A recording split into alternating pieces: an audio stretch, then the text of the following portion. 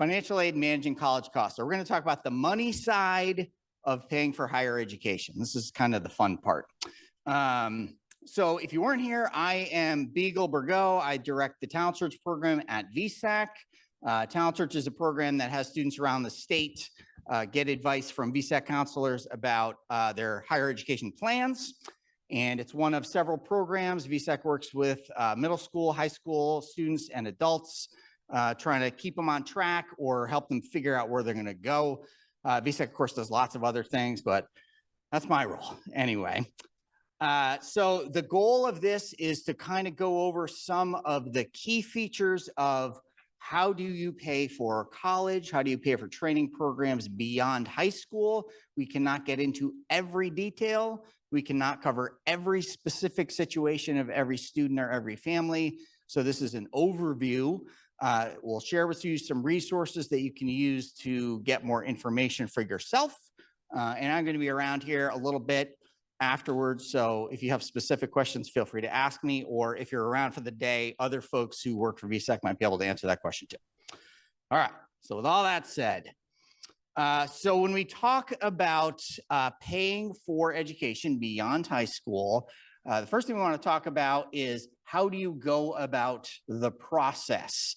So you may have heard that it can be very expensive. It's no longer necessarily a public service that you get like a public high school, so you have to pay for it. So one thing that can be helpful is to be thinking about it ahead of time. So one piece of this is to do your homework. So do your research on things like, where does the student want to apply? What might it cost? What might it cost you? Have conversations around what your expectations are. So what you don't want is the student says, oh yeah, my family's going to pay for this. I have nothing to do with that. They're taking care of it. And yet, you know, your parents are over here thinking, well, you're on your own. We're not going to help with this. Like, you do not want to have that mismatch. Have that conversation ahead of time. What are the expectations? Are you expecting students to have to have a summer job to pay for a certain percentage? Is there a cap on what you can afford? Sometimes those conversations are hard, but I can tell you it's a lot easier to have them early rather than wait until a student's accepted and is really excited to go somewhere. And then you say, actually, this may not work. So have those conversations ahead of time. You really want to have those expectations. Even if they don't match, at least be out on the table. So ideally what happens is all this happens, you have information about schools and costs, you have expectations on the student side and the parent side, all those come together so that the matches for where a student might be able to go are in the middle and everybody's on the same page. All right, so as I said, you may have heard that it's expensive to go to school. So these are some examples of costs for some schools in the state of Vermont.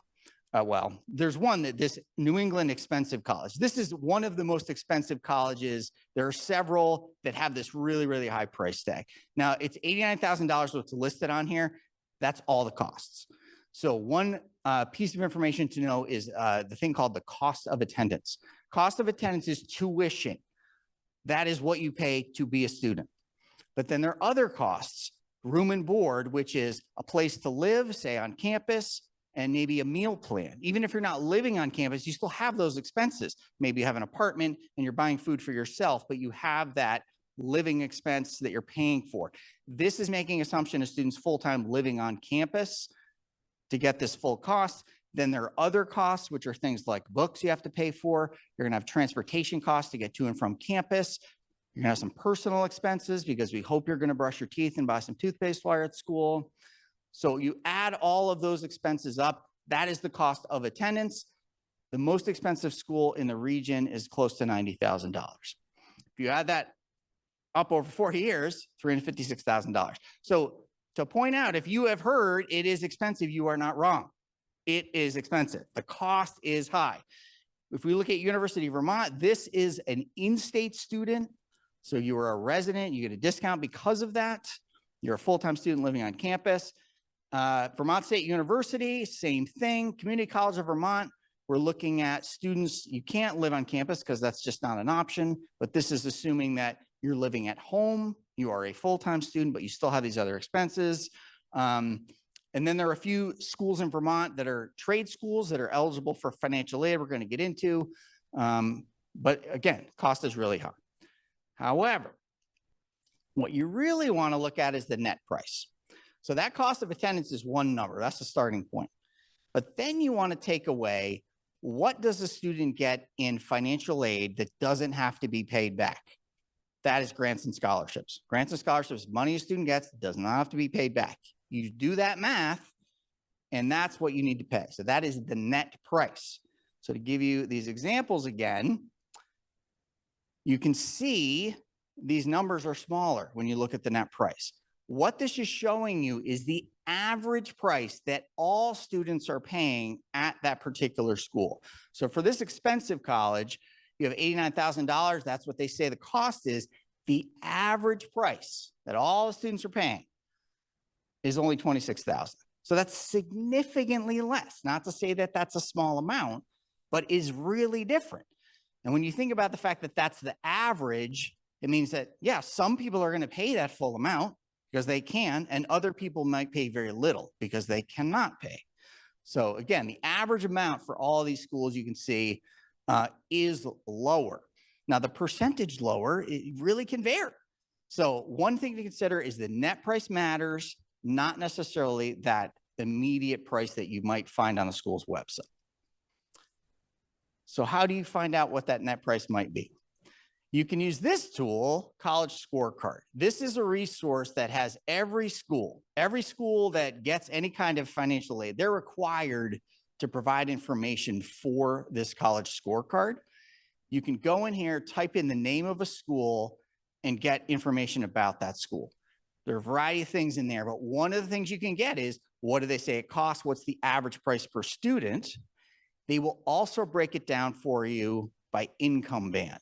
So you can look at the school and say, oh, it's $80,000, but our family income is in this range. So it's like 0 to 30, 30 to 48, 48 to 70, whatever it is. You can find your family income and say, oh, for families with that income, the average price is this. Now, of course, that's not perfect, but it can give you a sense, oh, well, here's where we fall as a family.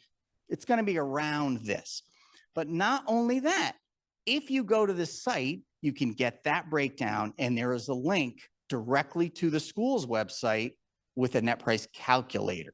So that allows you to put in your own specific information. So you can type in there, our family income is this last year, and we have this many people in the family, one student's going to school. It will even ask for things like students' grades and test scores, because sometimes money's based on that. You put in this information, and it will say, here's an estimate of what it will cost at this school for this student. Now, it's not like it's an offer, and it's not going to be perfect because there might be other factors, but it really can give you a good sense of what might it cost here at this particular school. The reason that is helpful is that if you look at that school that says it's $89,000 and you plug it in, you're like, oh, $26,000. Well, we can figure out a way to make that happen somehow, or okay, that's still going to be a lot. You've got to apply for a lot of scholarships and we can make that happen, or whatever it might be. It can really give you a sense. If you plug it in and it says you're not going to be eligible for anything and you're like, we can't come up with $89,000, be aware that may be the case at the end. So a student gets into that school, what's going to happen then? You can help people be knowledgeable about the cost. All right, key thing here, the family is primarily responsible for paying for school. For every school, they are looking at you as a family unit as responsible for paying. It's not just the student, it's not just the parents, it's students and parents together. Now, the family obviously can be defined in a lot of different ways. Student lives with two parents, that's a family. Student lives just with one, they're looking at that as a family. Student lives with one parent and a step parent, that's a family. So there are a bunch of different ways that can be defined. Sometimes a student is on their own because they really are on their own, and that's the family. So it can vary, but in general, we're looking at students and their parents are responsible for paying for school. So when schools are saying you have to come up with this, it's a big you, it's the family. All right, so let's talk about when we're talking about financial aid, when we're talking about money for school, what does that even mean? So there are four big categories for types of aid a student might get. First one is grants. So a grant is money a student can get to help pay for school. It does not have to be paid back. For the most part, it is based on a family's financial circumstances. So you provide your family's financial information, income, assets you might have, student income, and student will find out if they're eligible for a grant. A scholarship is similar because it means a student applies, they have to provide a bunch of information. If they get a scholarship, they do not have to pay it back. Goes to the school to pay for all of those costs, this cost of attendance. Scholarships are a little different because they're competitive. The criteria is a little bit different. It's not guaranteed. Communication's a little different. We're going to get into that.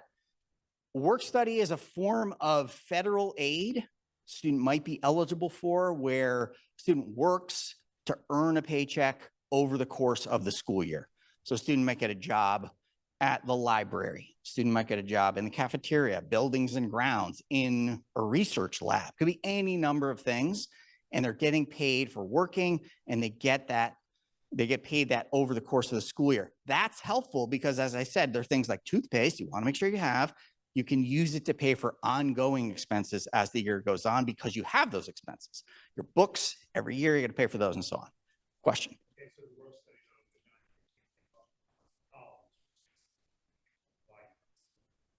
all right, so the question is work study, so it wouldn't take anything off the cost of college. Typically, that's the case. If a student's awarded work study, they can set it up so that they get a paycheck and it goes right to the, financial office of the school. But typically, that's not how it works because it's hard to know. You're working so many hours, you can earn so much, but you don't know exactly how much you're going to get. So typically, yes, that's the case.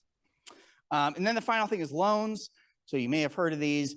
You get some money, you eventually have to pay it back. There's a variety of types of loans, and some of them are designed specifically for students in school, either for the student or for parents. So their benefits, like you may not have to pay it back right away, you may not have to pay some interest, that kind of thing. So we're going to get into some details of all of these.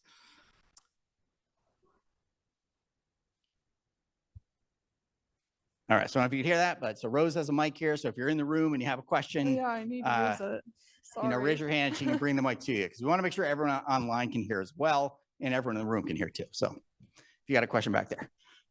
All right, while we're going, no, you don't. All right. So how do you get some of this money? So there's some applications to fill out. There's a bunch of types of aid, bunch of forms for you to fill out. So the first one is the FAFSA. First of all, you should know when we're talking about financial aid, there are way too many acronyms.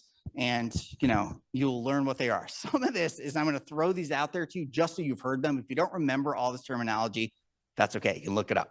FAFSA is one you will likely remember, though. This, they call it the free application because it is a free application. So it's a form that you fill out. It is the application for any federal financial aid. This includes grants that don't have to be paid back. It includes loans. It includes work study. Anybody who's going to apply for financial aid, you got to start with the FAFSA. Because pretty much any school is going to say, well, have you filled out the FAFSA? You got to start with that. The next one is a Vermont grant application. So in the state of Vermont, there is a state grant that residents can apply for. So it's based on financial need, and it can be used at any number of schools, in state or out, to help pay for the cost of a student's education. You have to be a resident in order to be able to get that, and you have to have some level of financial need. But even if you think, we're not going to be eligible for that, we make too much money, it's worth applying because there are a variety of levels of eligibility, and you never know. And the other thing is that your circumstances might change. So if you've applied, you can then appeal and say, actually, things are different now, so it's worth doing. There's another form called the CSS profile that is used by a lot of schools that say, we have our own money we want to give out, and we just need more information. FAFSA is great. You fill that out, we're going to get that information, but it's not enough information. We need to know more. So they might have their own form.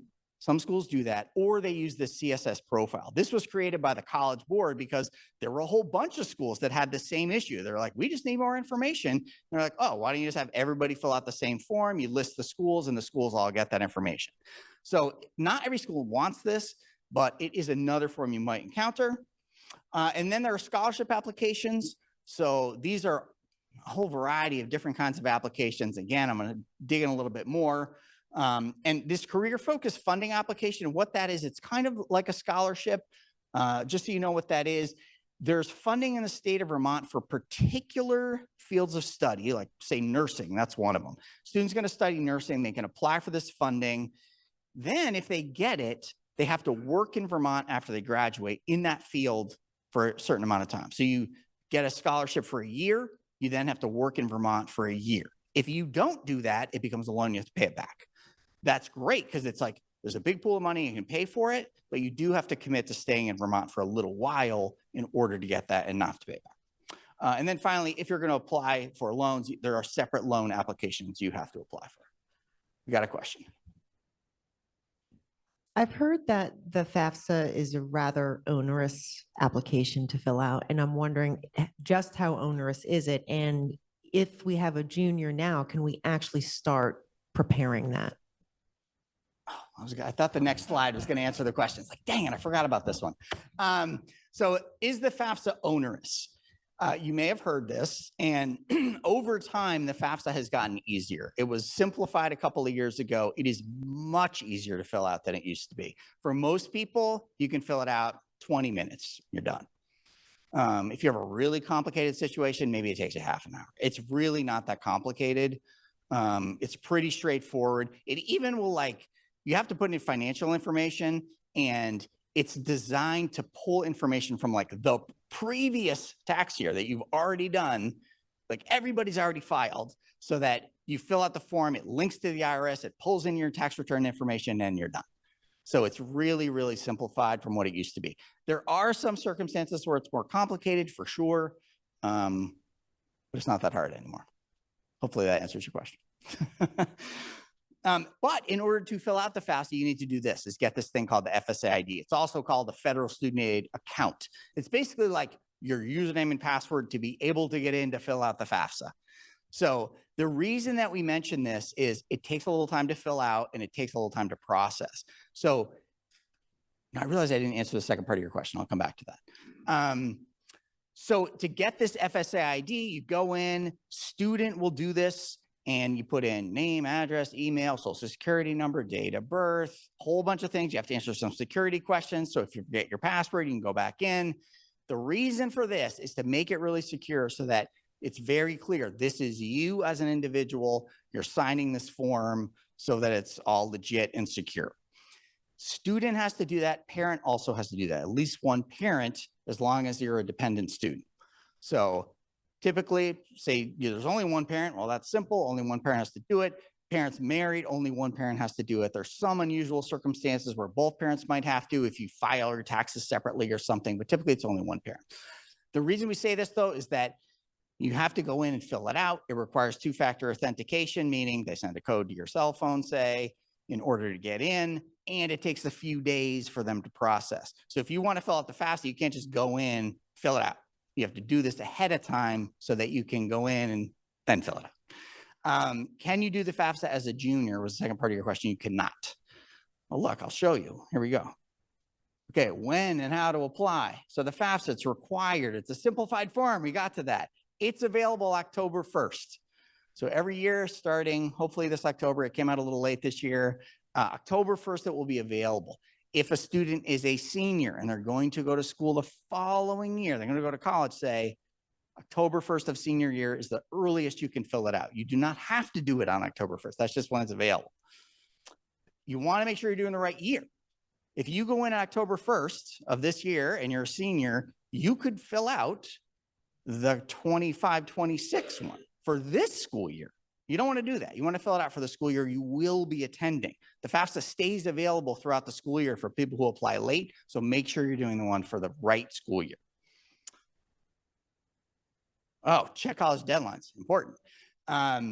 Every school, if they are going to offer financial aid, they will say, fill out your FAFSA and any other forms that we have for you by whatever date. So this is a different deadline than the application deadline. Student wants to apply to UVM. Oh, I'm going to apply early decision November 15th. Isn't that what the deadline is? So you want to apply early, you have to apply by November 15th. If you want financial aid, it's November 30th. So it's not quite the same deadline. It's typically earlier if you're applying early. You might have a deadline of January 1st, but the financial aid deadline is not until March 1st. So it can vary, but just know what that financial aid form deadline is and get things done by that deadline. It's different for every school. It's not like there's one deadline. That's why we put it up there. And on the FAFSA, you can list a whole bunch of schools. So if you're not sure where you're going to apply, you can just list a lot and you can add them.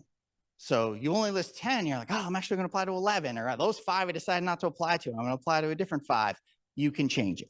So the FAFSA is fairly simple to change for some things like this. Easy to add schools, take away schools. You fill out whatever schools are on there, information gets sent to those schools. You make a change to it, gets sent to the schools that are listed.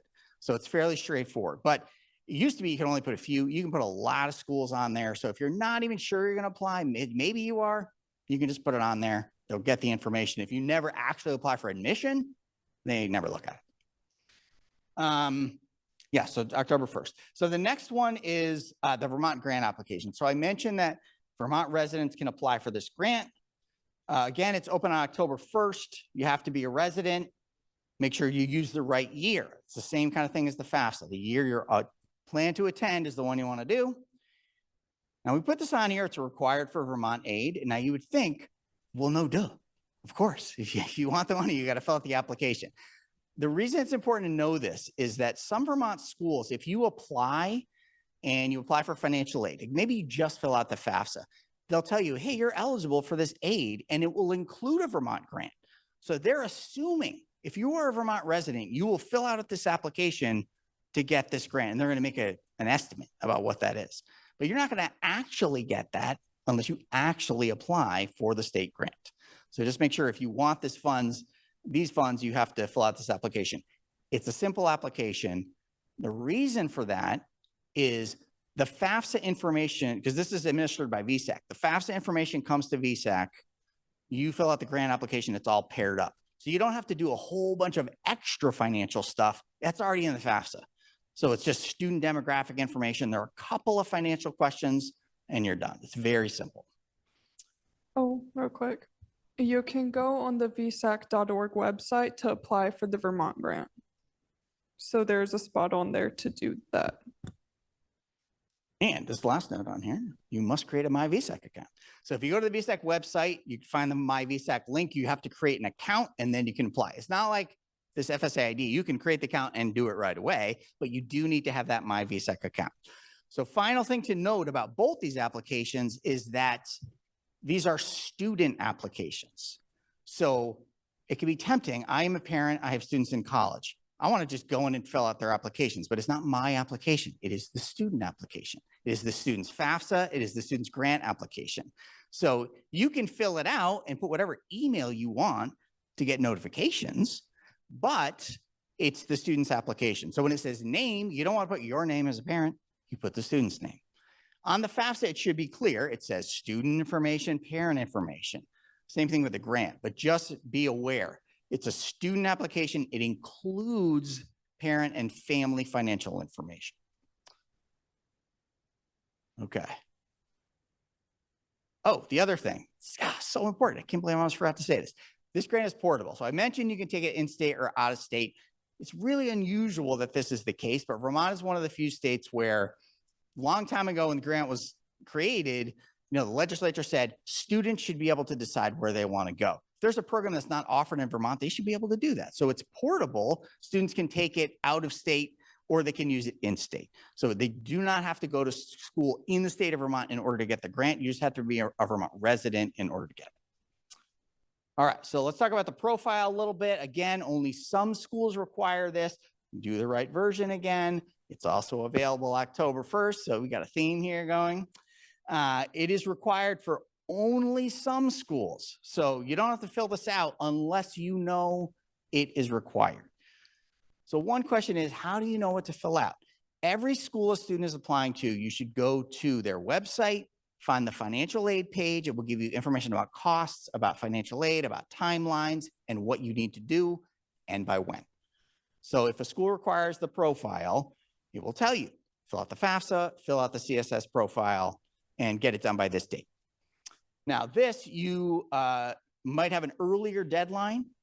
It might be that, oh, you can fill it out by this date if you're applying regular decision, fill it out earlier. Part of the reason for the profile being so early, and it was great this year because the FAFSA wasn't available, is you can find out about that institutional aid.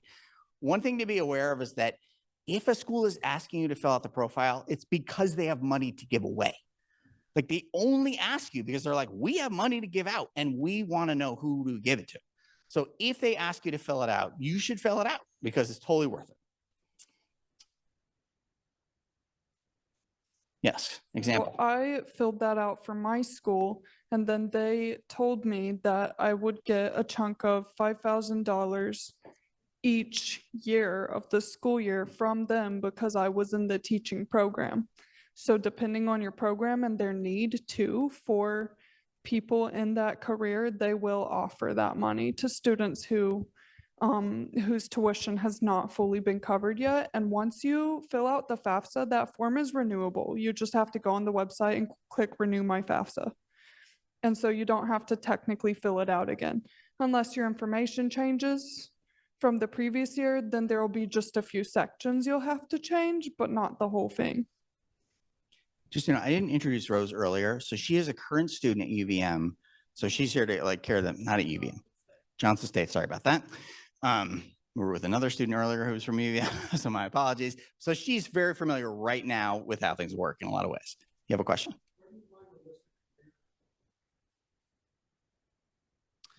So where do you find a list of careers for like the specific funding programs?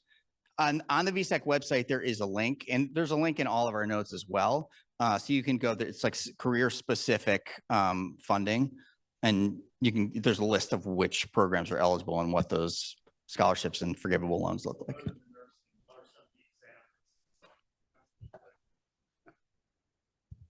So other than nursing, what are some of the other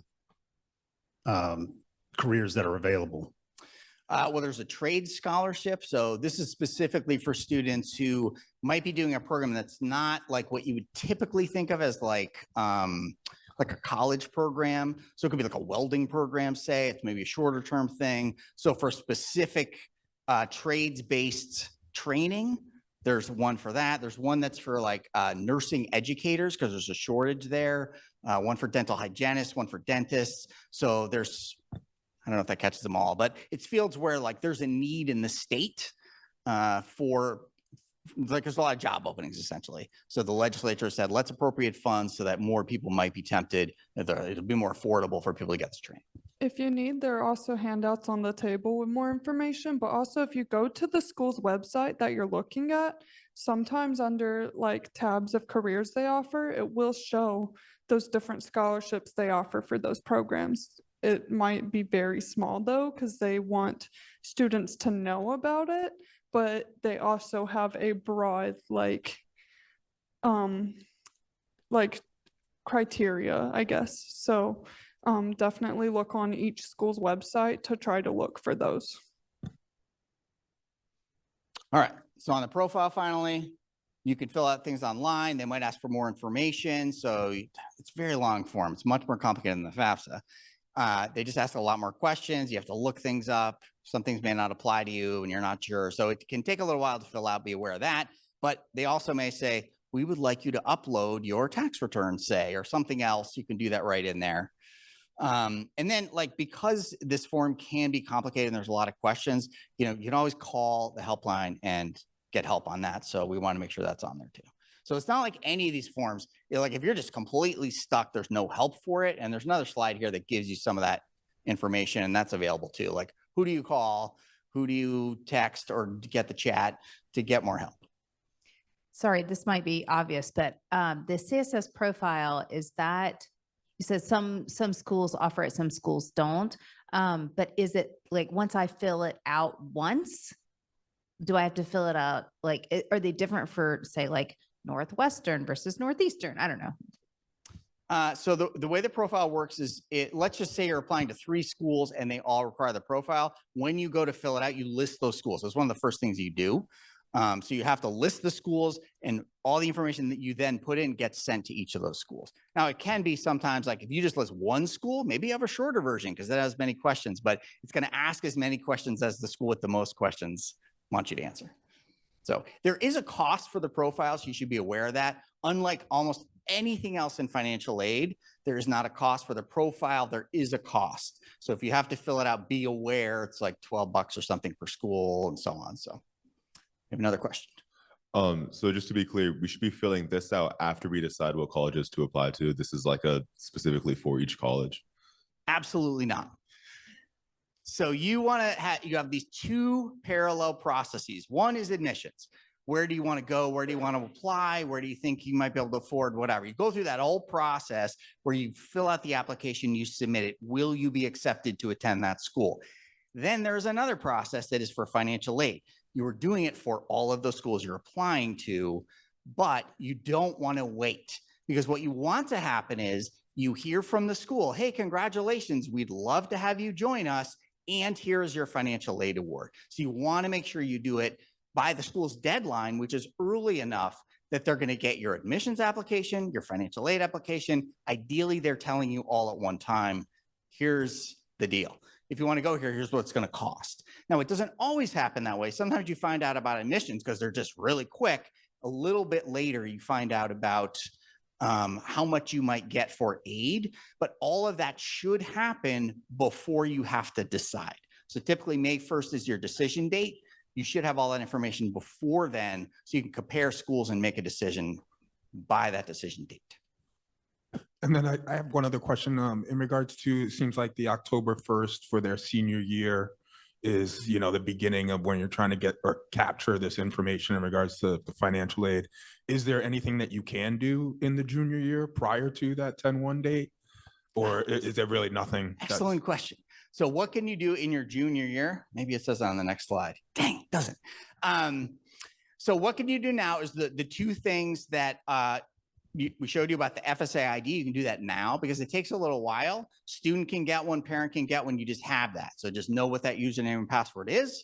You can create a My VSAC account. Again, students should do that. The one other thing is for students, when you do all of this, and it's good advice just for the application process too, use a different email. Don't use your school email because you might lose that. Because for all this financial aid stuff, you have to do this every year. So it's not just once and done. You do it this year for your first year, and then you have to do it again for your second year if you have a third year, and so on. So every year you have to fill this out. So you want to make sure that as a student, you have an email address that you're going to be able to carry through.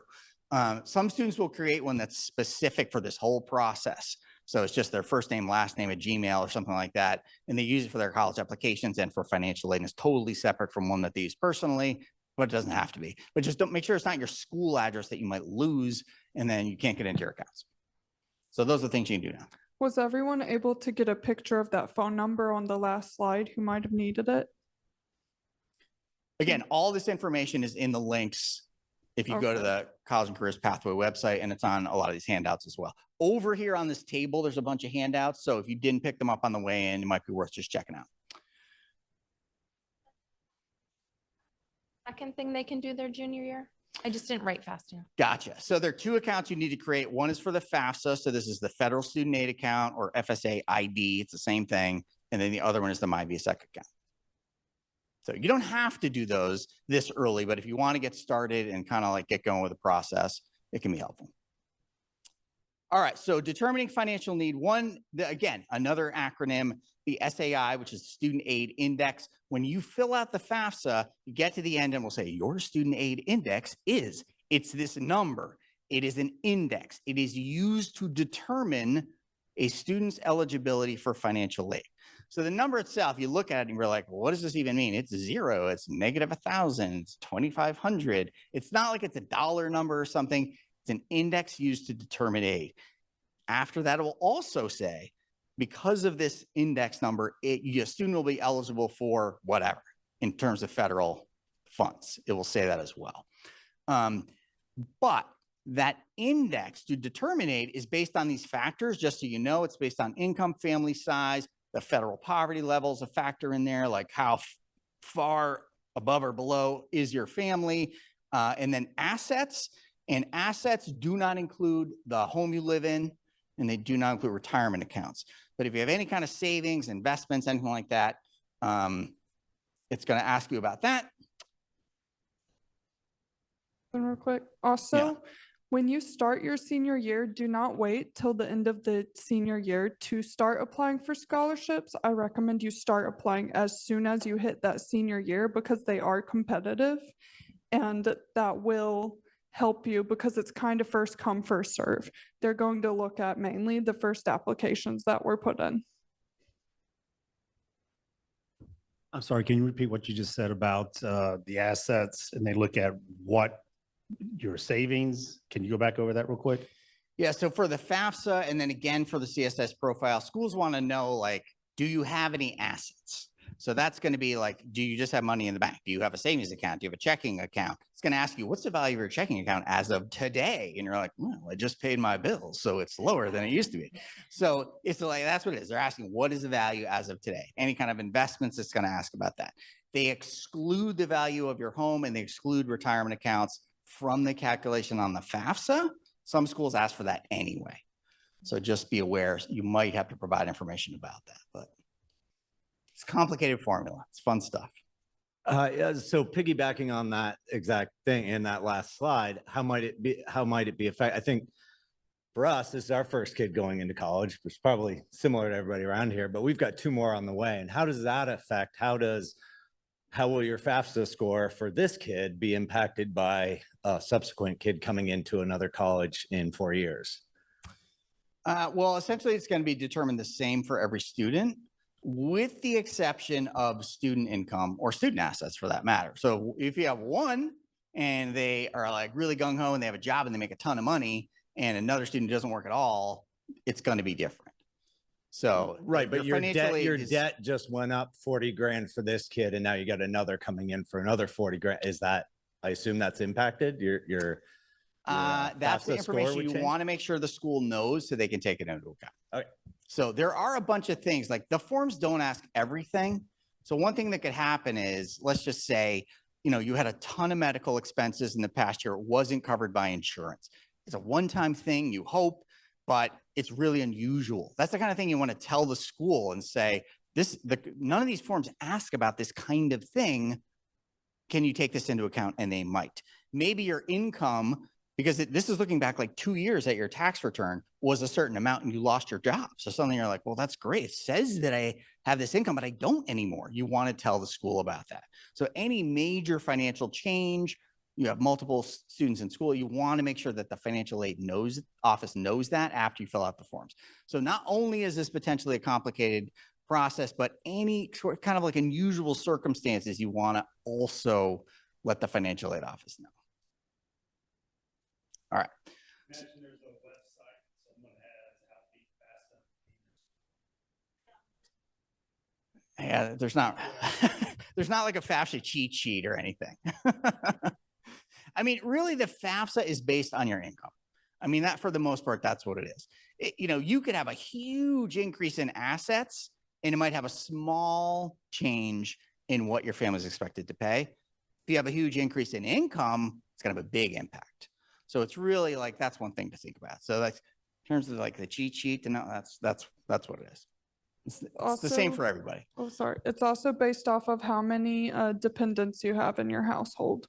So they look at that as well as your income to decide, okay, so this family for this many people has this much money.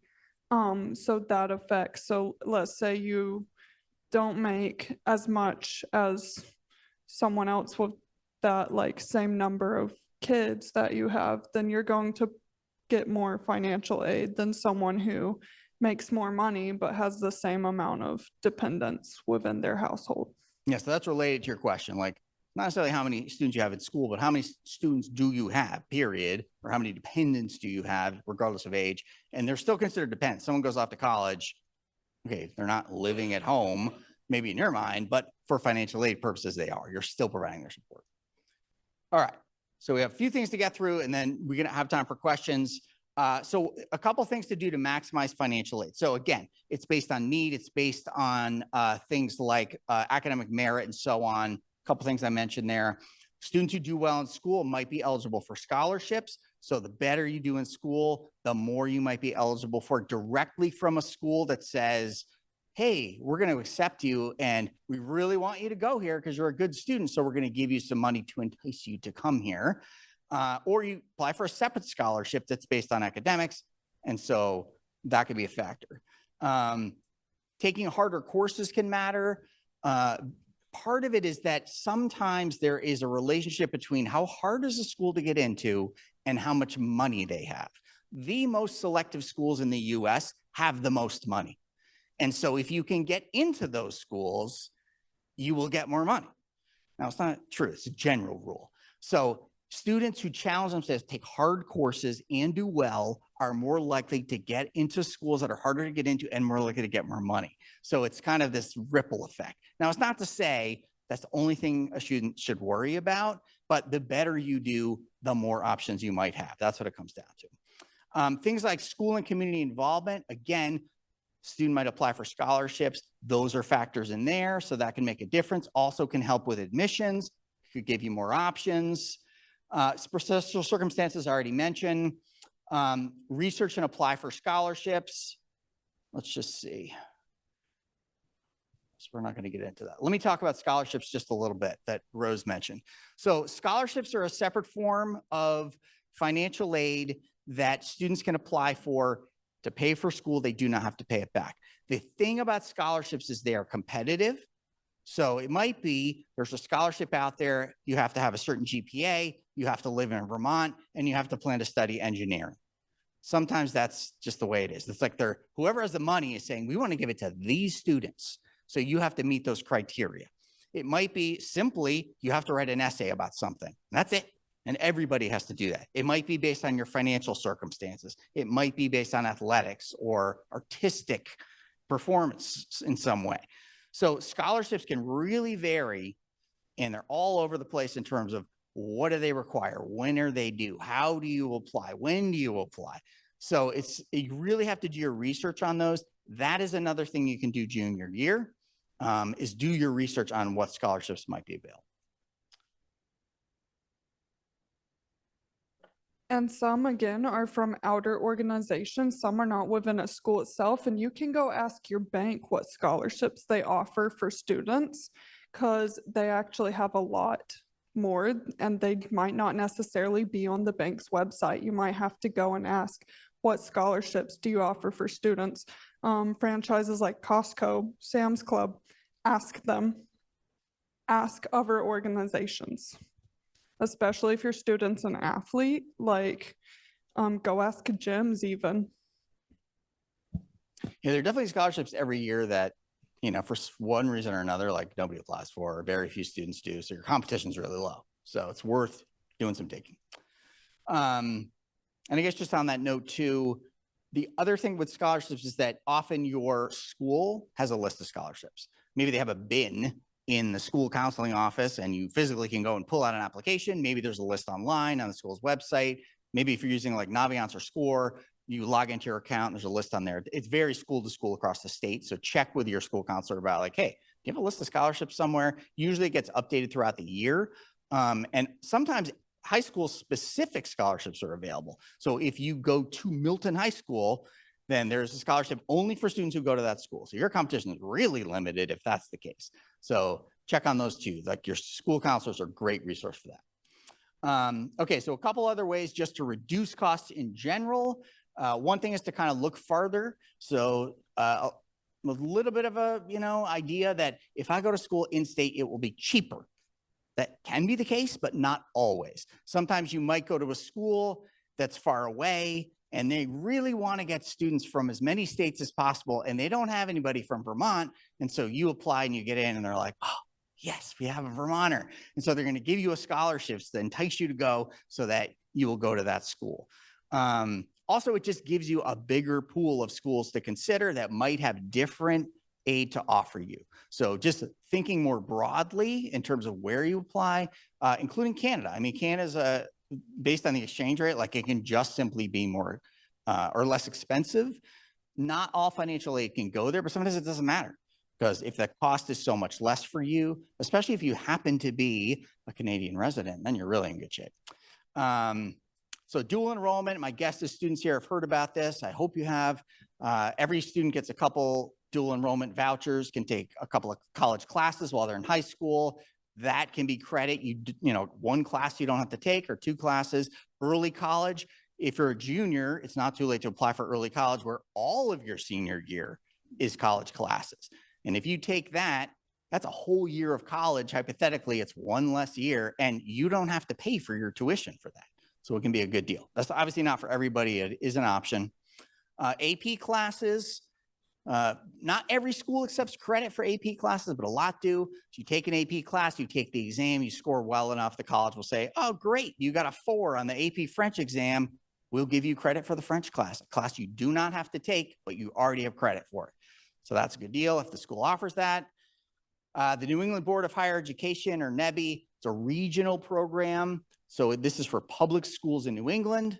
If you attend in University of New Hampshire, you go to a public school in Connecticut, there are various programs where you can get a discount on tuition. If you go to their website, there's a great search feature and you can look up, oh, which schools and which programs are eligible for this reduced tuition as a New Englander. You can start a school at cost less and transfer. So students might go to CCV for a year. It's very inexpensive. And then they can transfer to University of Vermont or another school. The Vermont Transfer Guarantee is a fairly new program where students go to CCV for a couple of years. They get their associate's degree. They can then automatically transfer to a variety of schools in Vermont that participate, and all your credits transfer, and you already have 2 years done. So you do the less expensive option for a couple of years and you're in, and you can continue your major. Now, there might be specific requirements, so you want to pay attention to that, but it's an awesome option for a lot of students. And then there are things like service, where, maybe the military, something like AmeriCorps, they might pay you to go to school or give you funds after you've served. So it's worth looking into that if that's something you're interested in. And then we mentioned these workforce development or career-focused programs. Workforce development funding. That's the thing to look for on the VSAC website. That's what it's called on there. Phew, there's a lot of information. We're just going. All right, so a broad way to think about this: when you're paying for college, paying for higher education, or some program after high school, you basically have 3 buckets: income from the past, income from the present, income from the future. So the past is anything you've saved. That's college savings plans. You just have money in the bank. You got it in a jar in your kitchen. It's under your mattress, whatever. Anything you have saved already that you can use to pay for school is money you do not have to borrow, which is a good thing. In terms of present income, that's things like scholarships. Students are working to get those scholarships. It's right now you get those, you use it to pay for school. Payment plans are an option for families where, let's just say a student is accepted, there's a balance. Make it easy math. Balance is $10,000. You sign up for a payment plan, you pay $1,000 a month over the 10 months of the school year. So instead of having to pay it all up front and borrow that, you pay $50 so that you can use the payment plan, and you pay it over time. That $50 is a whole lot less than the interest you're going to pay on that amount typically. So payment plans allow you to pay over time. It's not necessarily the whole balance. Sometimes you can pay part of the balance, but it is a great option a lot of the time. And then future income, essentially talking about loans. You got to pay them back. All right. So in terms of past income savings, the more you save, the less you have to borrow, of course. One way to think about it is there is time between now and the beginning of college. So for students, can you work and save money? Is there some other way to come up with income that you can put away? Same thing for parents and families, I suppose.